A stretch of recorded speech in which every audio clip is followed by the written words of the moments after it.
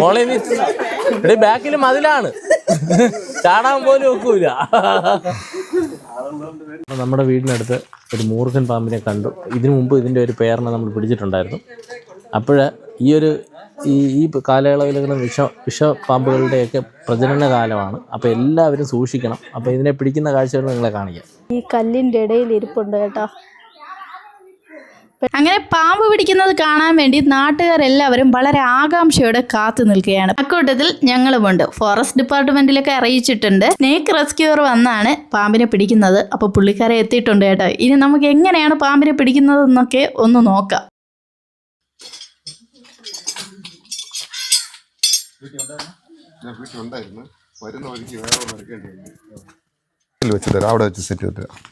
അത് കല്ലിൻ്റെ ഇടയിലാണ്. ഇവിടെ ഇല്ലേ, നമ്മുടെ ഫോറസ്റ്റിൻ്റെ റെസ്ക്യൂറാണ് വന്നിട്ടുണ്ട്. നമുക്ക് അതിൻ്റെ ഇടയിൽ സാധനം ഇരിപ്പുണ്ട്. ഇപ്പോൾ പൊക്കിയെടുക്കുമ്പോൾ കാണാം.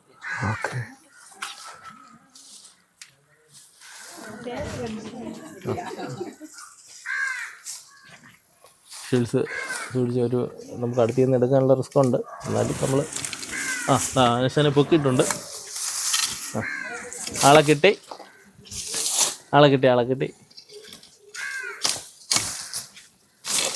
പുള്ളിക്കാരൻ വളരെ നിസ്സാരമായിട്ടാണ് പെട്ടെന്നാണ് പിടിച്ചത് കേട്ടോ. ഈ സാധനത്തിൻ്റെ ഒരെണ്ണത്തിനെ നേരത്തെ പിടിച്ചിട്ടുണ്ടായിരുന്നു. അതിൻ്റെ ഒരു പേരാണിത്. നമ്മൾ പിടിച്ചിട്ട് എത്ര നാളായി കാണും? 2 വർഷമായോ? 2 വർഷത്തിന് മേളിൽ അതിൻ്റെ ഒരു ഇണയെ പിടിച്ചിട്ട്. അപ്പോഴേ അന്ന് പറഞ്ഞായിരുന്നു ഒരാളൂടെ ഇവിടെ ഉണ്ട് എന്ന്.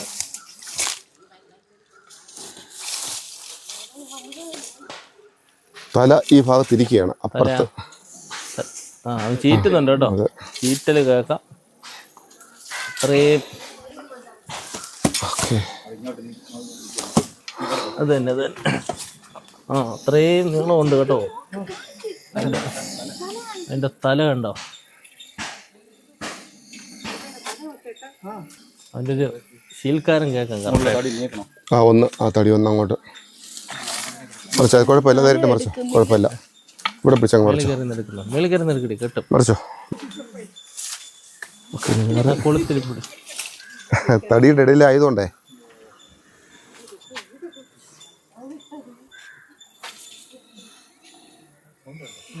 അതിൻ്റെ ആ ചീറ്റുന്ന സൗണ്ട് നമുക്ക് കേൾക്കാൻ പറ്റും. വളരെ ആള് നല്ല ടയേർഡാണ്. പക്ഷേ ഫുള്ളായിട്ട് വളർന്നിട്ടുണ്ട്. മൂർഖനാണ്. അത്യാവശ്യം നല്ല പത്തി സൈസും ഒക്കെ ഉള്ള സാധനമാണ്. വിഷ്വൽസ് നോക്കിയെടുത്തു. വളരെ ഫുള്ളായിട്ട് വളർന്നിട്ടുണ്ട്. നല്ലതായിട്ട് വളർച്ചയുള്ള 1 മീറ്റർ 7 അടിക്ക് അടുത്ത് വരും. 7 അടിയോളം. നല്ല ടയേർഡാണ്. അത് തന്നെ, ഒരുപാട് ടയേർഡാണല്ലേ? നല്ല ടയേർഡാണ്. എന്നാലും അവൻ പത്തി എടുക്കുന്നുണ്ട്. ഇഞ്ചറി ഉണ്ട്. നല്ല മൂർഖനെ കണ്ടിട്ടില്ലാത്തൊരു കണ്ടു.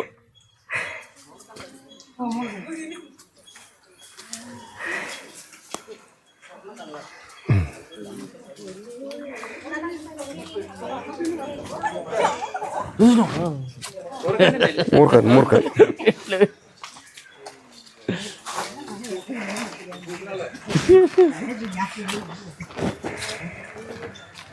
പരമാവധി എൻ്റെ വളർച്ചയായി. ഹൈറ്റ്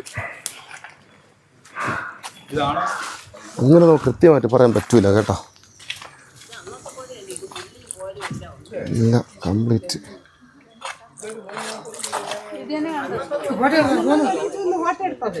അത് ചേരയാണ്. അതല്ല ഇത്.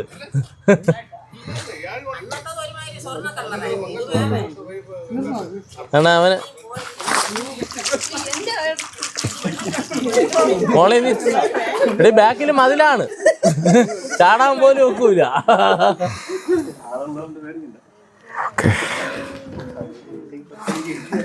അവൻ കൂട്ടിലോട്ട് കയറ്റുകയാണ്. ഓക്കെ, വെക്കോ. ചെറിയിട്ട് നോക്കി. ഓ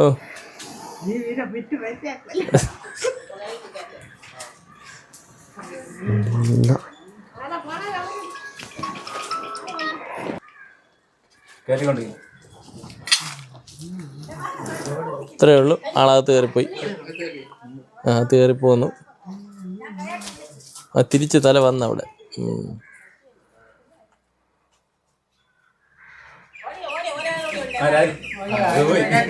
അത് പോയി, കാളുകയറി പോയി.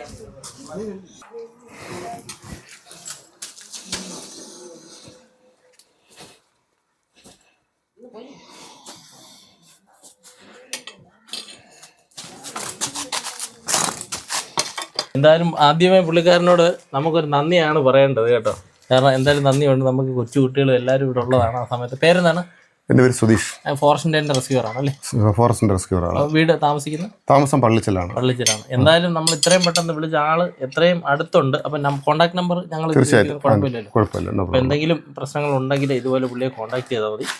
നമ്പർ ഞാൻ ഡിസ്ക്രിപ്ഷനിൽ കൊടുത്തിരിക്കാം. മേറ്റിൻ ടൈമാണ് ഇനി അങ്ങോട്ട് വരുന്നത്. നവംബർ, ഡിസംബർ, ജനുവരി, ഫെബ്രുവരി 4 മാസങ്ങളിൽ മൂർഖൻ പാമ്പുകൾ ഉള്ള സ്ഥലങ്ങളിൽ അത് നമ്മൾ കാണുന്ന ആൾക്കാർ നല്ല ഇൻ്റലിജൻ്റ് ആയിരിക്കണം. ഈ സമയങ്ങളിൽ പെരിച്ചാഴി വരുന്ന ഭാഗങ്ങളുണ്ടെങ്കിൽ എലി വരാതിരിക്കാൻ സൂക്ഷിക്കുക. ഫുഡ് വേസ്റ്റ് വീടിൻ്റെ കോമ്പൗണ്ടിൻ്റെ പുറത്തോട്ട് ഡംപ് ചെയ്യാൻ വേണ്ടി നോക്കുക.